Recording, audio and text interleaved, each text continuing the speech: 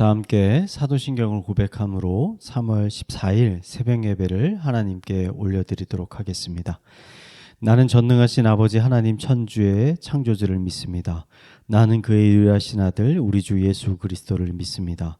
그는 성령으로 잉태되어 동정녀 마리아에게서 나시고 본디오 빌라도에게 고난을 받아 십자가에 못 박혀 죽으시고 장사된 지 사흘 만에 죽은 자 가운데서 다시 살아나셨으며 하늘에 오르시어 전능하신 아버지 우편에 앉아 계시다가 거기로부터 살아있는 자와 죽은 자를 심판하러 오십니다. 나는 성령을 믿으며 거룩한 공교회와 성도의 교제와 죄를 용서받는 것과 몸의 부활과 영생을 믿습니다. 아멘. 이 아침에 우리가 함께 나눌 말씀은 레위기 9장 1절에서 24절까지 말씀입니다. 우리 함께 읽도록 하겠습니다.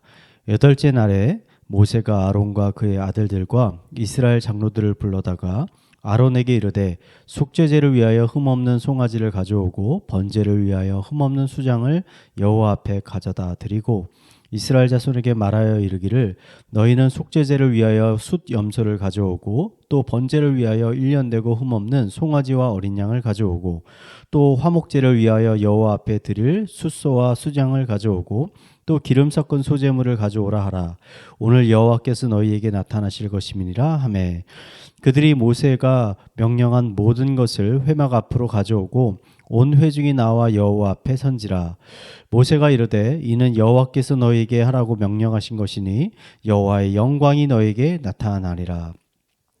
모세가 또 아론에게 이르되 너는 제단에 나아가 내 속죄제와 내 번제를 드려서 너를 위하여 백성을 위하여 속죄하고 또 백성의 예물을 드려서 그들을 위하여 속죄하되 여호와의 명령대로 하라. 이에 아론이 제단에 나아가 자기를 위한 속죄제 송아지를 잡음에 아론의 아들들이 그 피를 아론에게 가져오니 아론이 손가락으로 그 피를 찍어 제단 뿔들에 바르고 그 피는 제단 밑에 쏟고 그 속죄제물의 기름과 콩팥과 간 거풀을 제단 위에서 불사르니 여호와께서 모세에게 명령하심과 같았고 그 고기와 가죽은 진영 밖에서 불사르니라. 아론이 또 번제물을 잡음에 아론의 아들들이 그 피를 그에게로 가져오니 그가 그 피를 제단 사방에 뿌리고 그들이 또 번제의 제물 곧 그의 각과 머리를 그에게 가져오매 그가 제단 위에서 불사르고 또 내장과 정광이는 씻어서 단 위에 있는 번제물 위에서 불사르니라. 그가 또 백성의 예물을 드리되 곧 백성을 위한 속죄제의 염소를 가져다가 잡아 전과 같이 죄를 위하여 드리고 또 번제물을 드리되 규례대로 드리고 또 소제를 드리되 그 중에서 그의 손에 한 움큼 채워서 아침 번제물에 더하여 제단 위에서 불사르고 또 백성을 위하는 화목제물의 숫소와 수장을 잡음에 아론의 아들들이 그 피를 그에게로 가져오니 그가 제단 사방에 뿌리고 그들이 또 숫소와 수장의 기름과 기름진 꼬리와 내장에 덮인 것과 콩팥과 간거풀을 아론에게로 가져다가 그 기름을 가슴들 위에 놓음에 아론이 그 기름을 제단 위에서 불사르고 가슴들과 오른쪽 뒷다리를 그가 여호와 앞에 요제로 흔드니 모세가 명령한 것과 같았더라. 아론이 백성을 향하여 손을 들어 축복함으로 속죄제와 번제와 화목제를 마치고 내려오니라. 모세와 아론이 회막에 들어갔다가 나와서 백성에게 축복하매 여호와의 영광이 온 백성에게 나타나며 불이 여호와 앞에서 나와 제단 위에 번제물과 기름을 사른지라. 온 백성의 이를 보고 소리 지르며 엎드렸더라. 아멘. 오늘 레위기 9장에는 아론과 그의 아들들이 하나님의 제사장으로 위임을 받은 후에 여호와 앞에 드린 첫 번째 제사의 사건이 기록되어 있습니다. 아론은 속죄제부터 시작해서 번제, 소제, 화목제를 차례대로 하나님께 드렸습니다. 그러자 회막 가운데 하나님의 영광이 나타났고 또 하나님으로부터 불이 나와서 제사장들이 제단 위에 올려놓은 번제물들과 기름들을 모두 불살라버렸습니다. 하나님의 영광이 드러나고 하나님의 불이 모든 제물들을 다 불살랐다라는 것은 하나님께서 아론과 제사장들이 백성들이 하나님께 드린 그 제사를 기쁘게 받으셨다라는 것을 우리에게 가르쳐주고 있습니다. 그래서 이 레위기 9장이 이 제사의 사건이 우리에게 중요한 신앙의 원리 한 가지를 저는 가르쳐주고 있다고 생각합니다. 그 원리는 무엇이냐면 하나님께 드리는 예배는 우리가 원하는 방식이 아니라 하나님께서 기뻐하는 방식대로 드려져야 한다는 것입니다. 레위기 9장에서 아론과 제사장들이 드린 제사는요, 철저히 하나님의 명령에 따른 것이었습니다. 레위기 4장에서 6장에는 하나님께서 모세에게 명령하신 제사의 종류와 방식이 매우 구체적으로 기록되어 있습니다.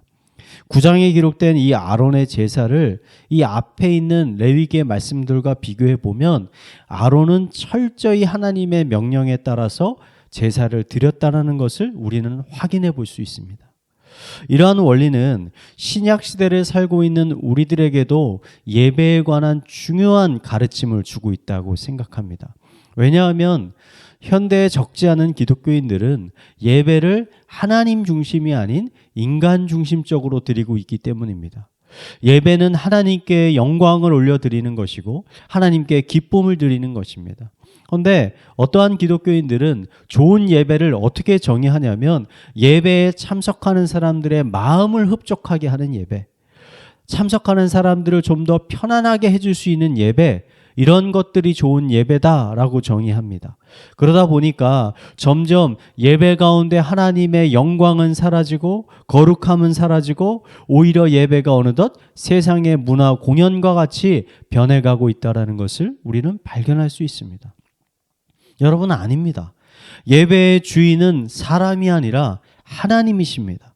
우리가 아무리 열정적으로 예배를 드린다고 해도 그것이 하나님이 기뻐하는 방식이 아니라면 그 예배는 하나님께 아무런 영광이 되지 못할 것입니다. 그러므로 우리는 하나님께 예배를 드릴 때 항상 우리의 예배를 받으시는 하나님은 어떠한 분이신가, 또 그 하나님이 기뻐하시는 것은 무엇인가를 우리는 곰곰이 생각해 봐야 하는 것입니다. 더 나아가 하나님이 기뻐하는 것이 무엇인지 알기 위해서 우리는 하나님의 말씀을 더 가까이 해야 합니다. 아론과 제사장들은 아마 하나님이 모세를 통해 주신 율법의 말씀을 자주 읽었을 것입니다. 읽었을 뿐만 아니라 아마 레위기 전체를 암송했을 것입니다.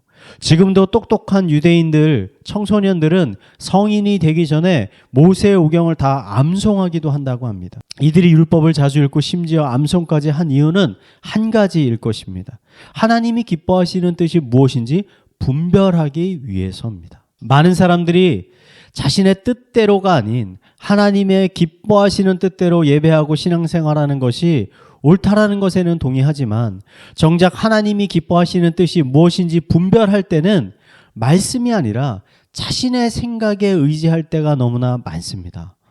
여러분, 단순히 하나님을 향한 순수한 사랑만으로 하나님이 기뻐하시는 예배와 삶을 살아갈 수는 없는 것입니다. 사도 바울은 로마 교회 성도들을 향해서 이렇게 권면했습니다. 너희는 이 세대를 본받지 말고 오직 마음을 새롭게 함으로 변화를 받아 하나님의 선하시고 기뻐하시고 온전하신 뜻이 무엇인지 분별하도록 하라. 바울은 성도들이 다 같은 성도가 아니라 어린아이와 같은 성도가 있고 장성한 성도가 있다라고 말했습니다. 둘 사이의 차이점이 무엇일까요? 둘 다 하나님을 사랑한다는 면에서는 똑같습니다. 어린아이나 성인이 된 자식이나 그 부모를 사랑하는 마음이 똑같은 것처럼 말입니다. 하지만 어린아이는 그 부모가 무엇을 기뻐하고 싫어하는지를 잘 분별하지 못합니다.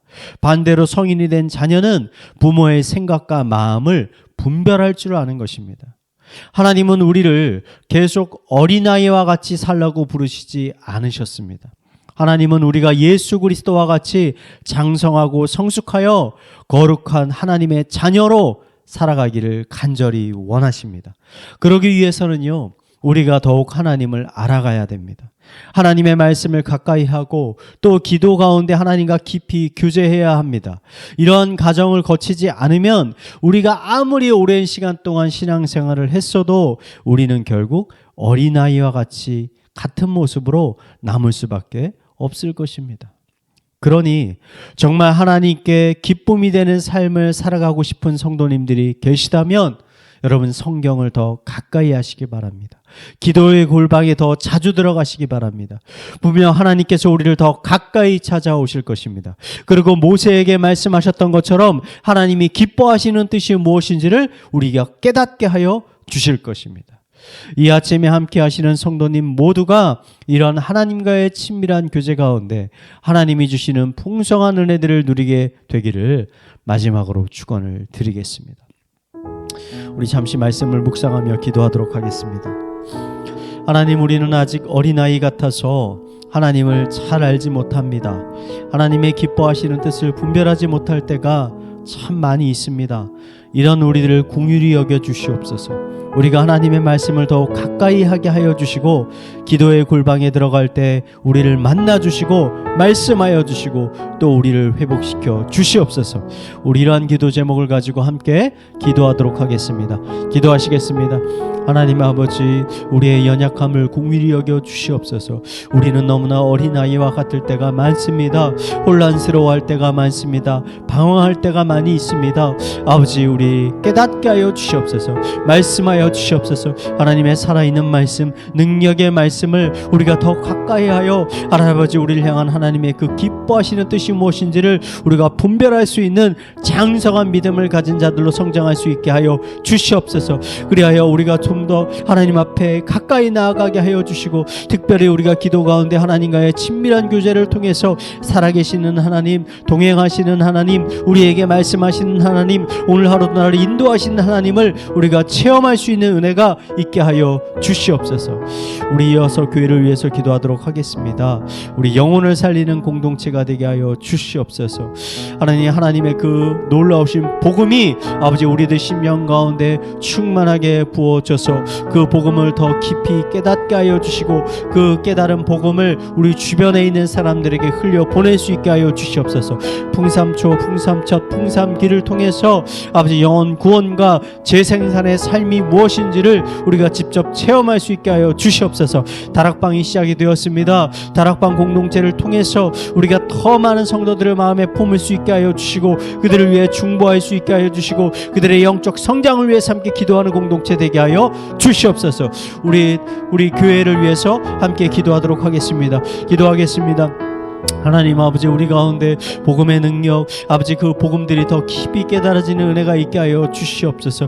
우리 성도들 한 사람 한 사람들이 아버지 하나님의 그 복음의 크기와 넓이와 깊이를 더욱더 깨달을 수 있게 하여 주시고, 그로 인하여 우리 심령 가운데 하나님의 깊은 사랑이 흘러넘치게 하여 주시고, 그 사랑이 우리 주변에 있는 자들에게 흘러갈 수 있도록 인도하여 주시옵소서. 말씀을 깨닫게 하여 주시고, 말씀을 씹어 먹도록 하여 주시고, 아버지 말씀을 소화할 수 있도록 하여 주셔서 그 말씀이 우리 심령 가운데 체득이 되어서 아버지 그 말씀을 아버지 선포하고 담대히 전할 수 있는 자를 낼 수 있도록 주님께서 인도하여 주시옵소서. 우리 마지막으로 자신의 가정과 또 나라와 또 개인의 기도 제목을 가지고 함께 기도하도록 하겠습니다. 기도하시겠습니다.